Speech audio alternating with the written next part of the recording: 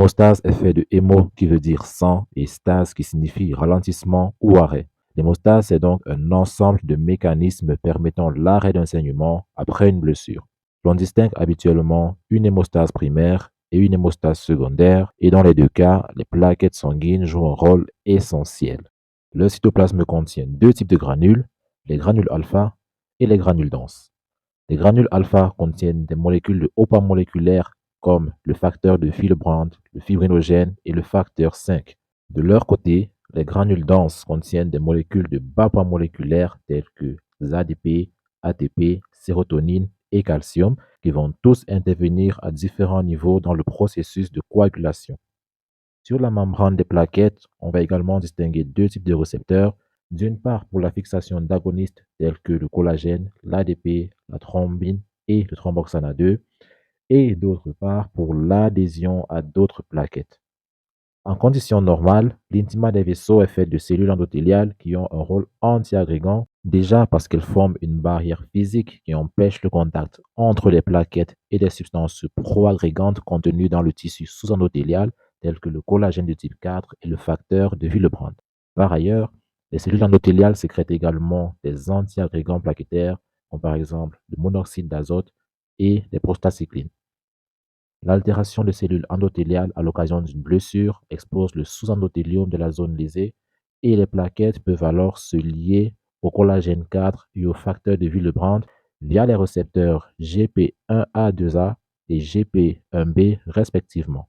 La liaison de la plaquette au sous-endothélium va ensuite provoquer son activation qui va se traduire par une émission de pseudopodes et la libération de leurs granules et du thromboxane A2 qui vont recruter d'autres plaquettes après les avoir activées. Et celles-ci vont à leur tour libérer leurs granules pour en activer d'autres et ainsi de suite. L'ADP se lie au récepteur P2Y12 et entraîne une cascade de réactions qui aboutissent à l'activation du récepteur GP2B3A qui va permettre au fibrinogène de relier en pont deux plaquettes voisines. Dans les petits vaisseaux, l'agrégation des plaquettes, qui correspond à l'hémostase primaire, suffit à combler la brèche. Mais dans les vaisseaux de calibre plus important, une hémostase secondaire est habituellement nécessaire et son but serait alors de stabiliser l'agrégat de plaquettes en créant un réseau de fibrine qui va alors agir comme une sorte de colle.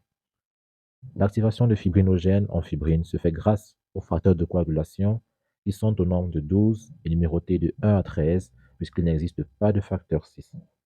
Ces facteurs sont successivement le fibrinogène, la prothrombine, le facteur tissulaire, le calcium, la proaccélérine, la proconvertine, l'antihémophilique A, l'antihémophilique B ou facteur Christmas, le facteur de Stuart, l'antihémophilique C, le facteur de Hedgeman et le stabilisateur de fibrine.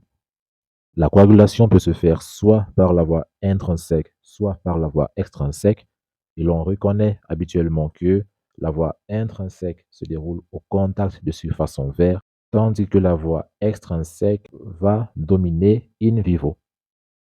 À noter tout de même que la coagulation in vivo fait généralement intervenir les deux voies simultanément.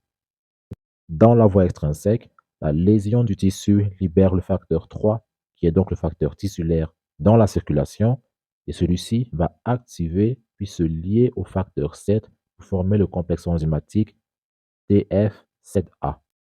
Le complexe TF7A va cliver et activer le facteur 10, finalement responsable de l'activation de prothrombine pour former la thrombine. L'activité du facteur 10 activé est considérablement augmentée par la proaccélérine, qui est le facteur 5. Dans la voie intrinsèque, le facteur 12 s'active au contact de verre ou du collagène de type 4 et va activer le facteur 11 qui va à son tour activer le facteur 9. Le facteur 9 activé s'associe au facteur 8 pour cliver le facteur 10 qui, on le sait déjà, va activer la prothrombine. Dans tous les cas, la thrombine va activer le fibrinogène en fibrine qui va se constituer en un véritable réseau qui va maintenir les plaquettes en place.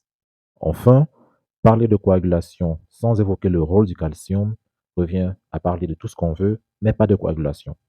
L'on remarquera donc que le calcium agit comme un cofacteur dans toutes les réactions de la cascade, sauf les deux premières de la voix intrinsèque.